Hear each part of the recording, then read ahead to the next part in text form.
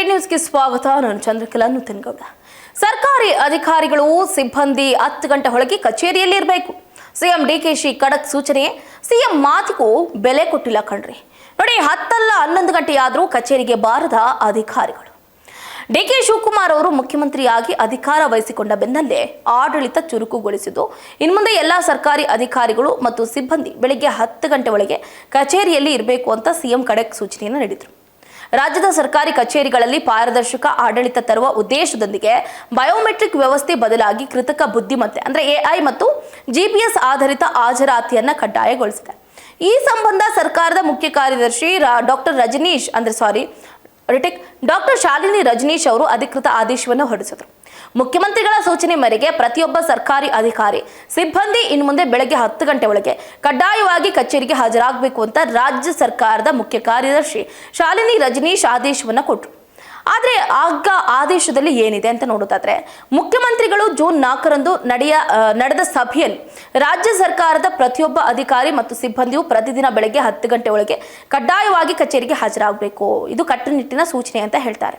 ಪ್ರಸ್ತುತ ಈ ಆಡಳಿತ ಇಲಾಖೆಯು ಸಿದ್ಧಪಡಿಸಿರುವ ಕರ್ತವ್ಯ ಆ್ಯಪ್ನಲ್ಲಿ ಈಗಾಗಲೇ HRMS ನಲ್ಲಿ ಲಭ್ಯ ಇರುವ ಎಲ್ಲ ಅಧಿಕಾರಿಗಳು ಹಾಗೆ ವರ್ಗದ ಮಾಹಿತಿಯನ್ನು ನೋಂದಾಯಿಸಲಾಗಿದೆ. ಆದರೆ ಬಹಳಷ್ಟು ಅಧಿಕಾರಿ ಸಿಬ್ಬಂದಿಗಳು ಈ ತಂತ್ರಜ್ಞಾನವನ್ನ ನಿರಂತರವಾಗಿ ಬಳಸ್ತಾ ಇಲ್ಲದೆ ಇರೋದು ಕಂಡು ಬಂದಿದೆ. ಆದ್ರಿಂದ ಈ ನಿರ್ದೇಶನ ತಪ್ಪದೇ ಪಾಲಿಸುವುದಕ್ಕೆ ಸೂಚನೆಯನ್ನು ಕೊಟ್ಟಿದ್ದಾರೆ. ಇನ್ನು ಸರ್ಕಾರಿ ಅಧಿಕಾರಿಗಳು ಮತ್ತು ಸಿಬ್ಬಂದಿ ಬೆಳಗ್ಗೆ 10 ಗಂಟೆಗೆ ಸರಿಯಾಗಿ ಕಚೇರಿಯಲ್ಲಿ ಇರಬೇಕು ಅಂತ ನೂತನ ಮುಖ್ಯಮಂತ್ರಿ ಡಿಕೆ ಶಿವಕುಮಾರ್ ಅವರು ಇತ್ತೀಚೆಗಷ್ಟೇ ಖಡಕ್ ಸೂಚನೆಯನ್ನು ಕೊಟ್ಟರು. ಸಿಎಂ ಸೂಚನೆ ಬೆನ್ನಲ್ಲೇ ಸರ್ಕಾರದ ಮುಖ್ಯ ಕಾರ್ಯದರ್ಶಿಗಳು ಅಧಿಕೃತ ಆದೇಶವನ್ನು ಕೂಡ ಹೊರಡಿಸಿದ್ರು. ಈ ಆದೇಶಗಳು ಕೇವಲ ಕಾಗದಕ್ಕಷ್ಟೇ ಸೀಮಿತ ಆಯ್ತಾ? ಅಧಿಕಾರಿಗಳು ಮಾತ್ರ ಅಲ್ಲ, ತಮ್ಮ ಹಳೆ ಚಾಳಿಯನ್ನೇ ಮುಂದುವರಿಸಿದ್ದಾರೆ. ಬೆಳಿಗ್ಗೆ 10 ಗಂಟೆ ದಾಟಿ 11 ಗಂಟೆ ಆದರೂ ಕೂಡ ಕಚೇರಿ ಕಡೆಗೆ ಮುಖ ಕೂಡ ಮಾಡದ ಅಧಿಕಾರಿಗಳ ಬೇಜವಾಬ್ದಾರಿತನ ಇದೀಗ ನಾವು ಒಂದು ಕಡೆ ಗಮನಿಸಬಹುದಾಗಿದೆ. ರಾಜಾಜಿನಗರ ಉಪತಹಶೀಲ್ದಾರ್ ಕಚೇರಿಯಲ್ಲಿ ನೋಡಿ, ಇಲ್ಲಿ ಕಚೇರಿಯ ಬಾಗಿಲುಗಳೇನೋ ತೆರೆದಿದೆ, ಆದರೆ ಬೆಳಿಗ್ಗೆ 10 ಗಂಟೆ ಆದರೂ ಜವಾಬ್ದಾರಿಯುತ ಅಧಿಕಾರಿಗಳು ಸೀಟ್ನಲ್ಲಿ ಒಬ್ಬರು ಕೂಡ ಕಾಣ್ತಾ ಇಲ್ಲ. ದೂರದ ಊರುಗಳಿಂದ ತಮ್ಮ ಕೆಲಸಗಳಿಗಾಗಿ ಬಂದಂತಹ ಸಾರ್ವಜನಿಕರು ಅಧಿಕಾರಿಗಳಿಗಾಗಿ ಗಂಟೆಗಟ್ಟಲೆ ಕಾಯುವ ದುಸ್ಥಿತಿ ನಿರ್ಮಾಣ ಆಗಿದೆ. ನೋಡಿ, MS ಬಿಲ್ಡಿಂಗ್ ನಲ್ಲಿ ಕಂದಾಯ ಇಲಾಖೆಯಲ್ಲಿ, ಇನ್ನು ವಿಧಾನಸೌಧ ಪಕ್ಕದಲ್ಲೇ ಇರುವಂತಹ MS ಬಿಲ್ಡಿಂಗ್ ಕಂದಾಯ ಇಲಾಖೆಯ ಪರಿಸ್ಥಿತಿ ಅಂತೂ ಹೇಳುತ್ತಿರೋದಾಗಿದೆ. ಸಮಯ ಬೆಳಿಗ್ಗೆ 11 ಗಂಟೆ ಆಗಿದ್ರು ಬಹುತೇಕ ಅಧಿಕಾರಿಗಳು ಕಚೇರಿಗೆ ಬಂದಿರಲಿಲ್ಲ. ಬೆರಳೆಣಿಕೆಯಷ್ಟು ಸಿಬ್ಬಂದಿ ಮಾತ್ರ ಹಾಜರಾಗಿದ್ರು.